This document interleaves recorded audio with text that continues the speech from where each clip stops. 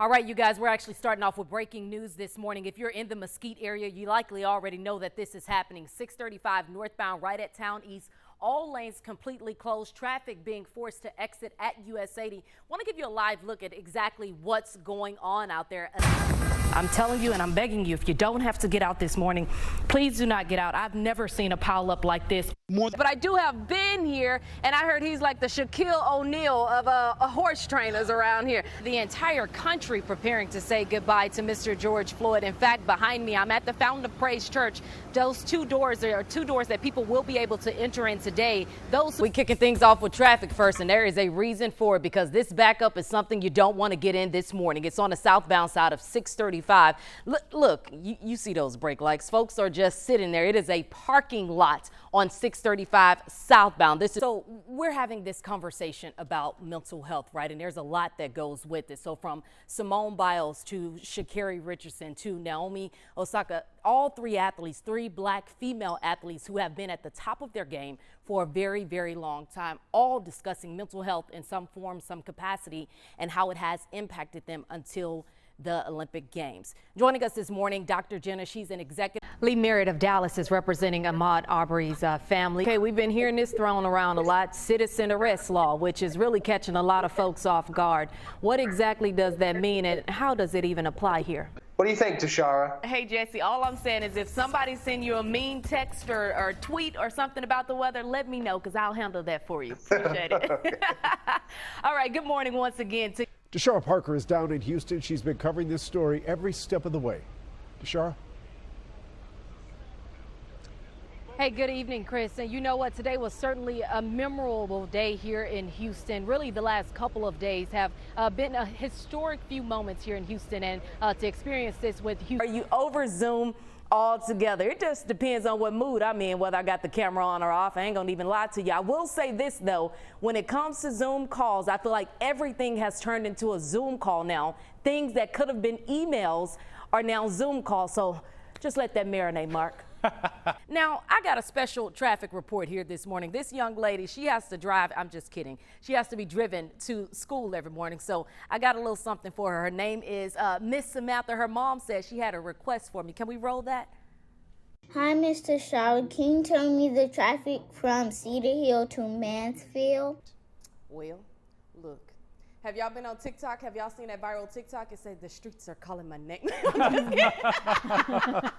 The whole team got to listen into this. Are y'all listening? Yes. Jesus watches us every morning out in Duncanville. He said another reason to smile is waking up with all of you guys. So good morning, Jesus out in Duncanville. Thank you for watching.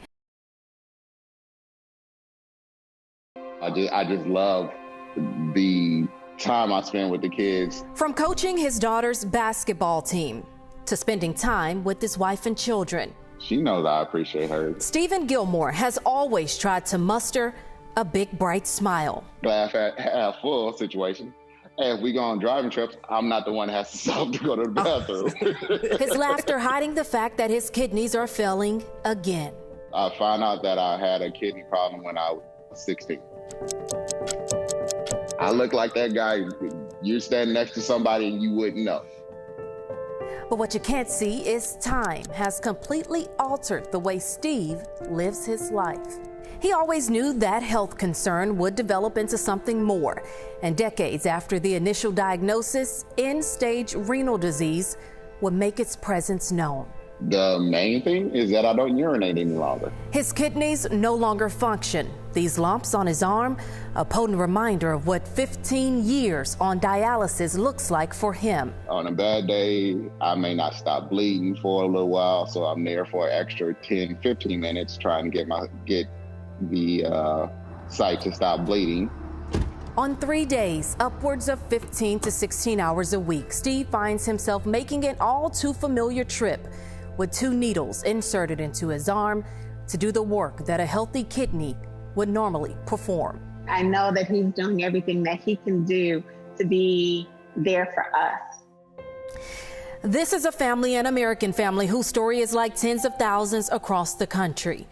More than 100,000 people are awaiting a kidney transplant. He received a kidney transplant and it rejected 6 years later because of lack of insurance. Lack of insurance because he lost his job, and according to Steve, he could no longer afford the expensive medication required to maintain his first transplant. That one was given to him by his brother. And that's what brings us here. 15 years waiting for a transplant. Dialysis is very taxing, so we made a decision that we don't want another year to go by and him not have a new kidney. First, he needs a match. But we don't see a lot of participation from the Black community in organ donations. And I think that hinders us. Steve's donor doesn't have to be another African American.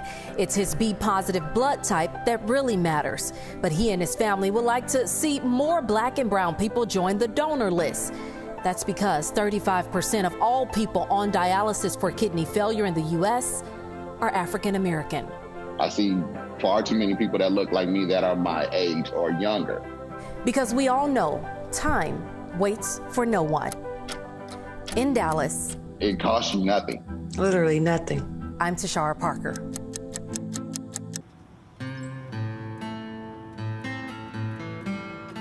It's a neighborhood in Oak Cliff that sits high on a hill overlooking downtown Dallas.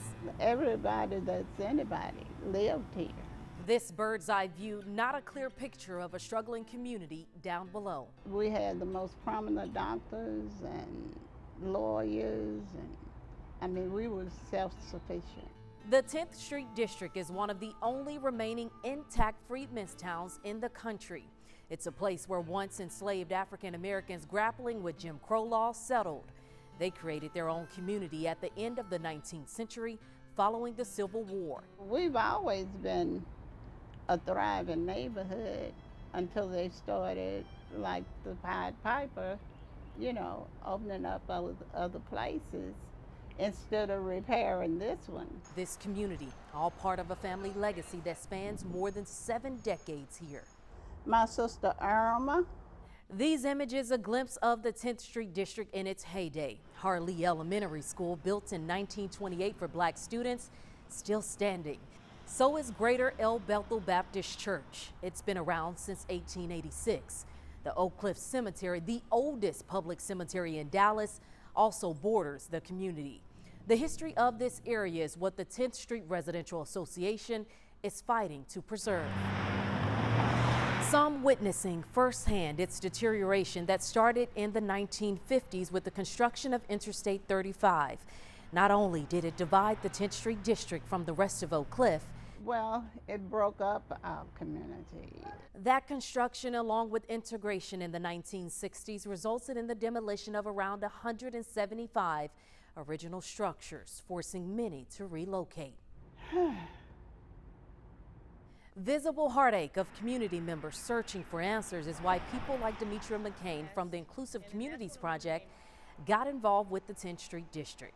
There are systemic problems, racial inequities throughout all of Dallas and Texas, and quite frankly, the United States. So even though the Fair Housing Act was passed in 1968, we still have tons of problems. Some of them range from local policies, city policies that might seem benign, but actually the effect of them harm people of color. Some of those problems stem from a City of Dallas ordinance passed in 2010. It set 3,000 square feet as the benchmark for residential structures that could be quickly demolished without seeking alternatives and resources that might save them. Because this is a freedmen's town, recently enslaved Africans didn't build structures at 3,000 square feet. And so that ordinance that protects other historic districts, which are predominantly white, don't protect 10th Street, and 10th Street ends up being more exposed and at risk of their structures being demolished once they go through a particular process through the city. At this point, this is where we are. We've not had that conversation, but what we are involved in is providing a platform for individual homeowners who have interest in renovating their homes. We have provided through council initiative some $750,000 to assist those owners in upgrading their structure. Passage of a resolution in 2019 halted those demolitions, but with the ordinance still on the books, residents worry it is only a temporary fix. The same story, the wealthy eating up the poor. They say the neighborhood has been a target for redevelopment since the mid-90s. The 10th Street Residential Association hopes to address rapid growth with what they are calling a neighborhood-led plan. It puts current residents at the forefront of future growth. We like to refurbish the homes, have tours, become self-sufficient again, like we always have been. We're a desert. We don't even have grocery stores in the neighborhood anymore. I tell these young people, if you don't know where you came from, you don't know where you're going.